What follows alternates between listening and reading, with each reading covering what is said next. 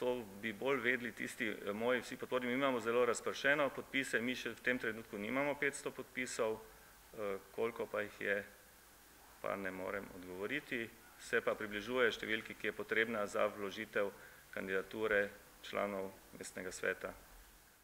Ja, lista je do 15.9. odprta lista, na listi so ginekolog Igor But, podjetnica Sabina Kisilak, veterinar Bojan Dolgan, gospodarstvenik Marko Vončina, zdravnica Renata Završnik, profesor Drevenšek, inžener Simončič in tako dalje. Mislim, lista je že skoraj izpolnjena.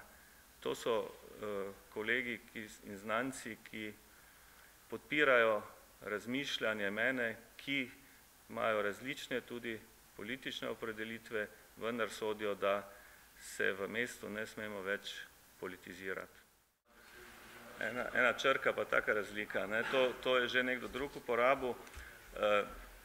Jaz mislim, da v pripravljenosti timskega dela in kreiranje projektnega dela, ti projekt moraš nekje zasnovati in nekje končati.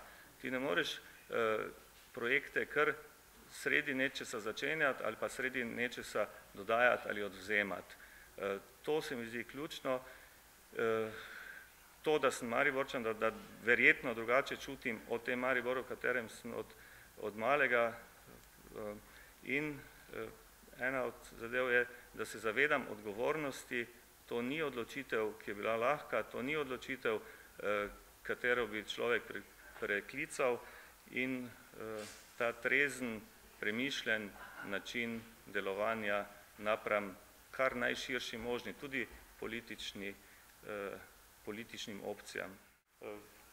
Sedanji župan je seveda popularen, on predstavlja projekte, ki niso njegovi projekti, to so projekti, ki jih je začela prejšnja oblast. Mi smo na odprtju lutkovnega gledališča poslušali zahvalo mestnemu svetu, namesto da bi bila zahvala tistim, ki so to lutkovno gledališče v resnici zgradili. Projekt sega v 2004. leto, jaz sem sodeloval kot član natečajne žirije, zato vem, da je 2004 nastalo, 2005 je bila pa podpisana pogodba.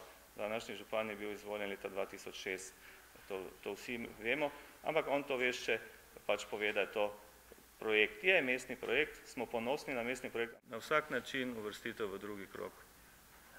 Mi ne vemo, kakšna bo volilna udeležba. Jaz za svojo kandidaturo nagovarjam tudi tiste volilce, ki običajno ne hodijo na volitve, in to se mi zdi ključno, da aktiviramo torej občane mesta, ki ne hodijo na volitve zaradi tega, ker so zmeraj ali klasični politiki ali so ljudje, s katerimi se ne morejo identificirati. To je naš cilj. Če bo volilna udeležba podobna, kot je bila volilna udeležba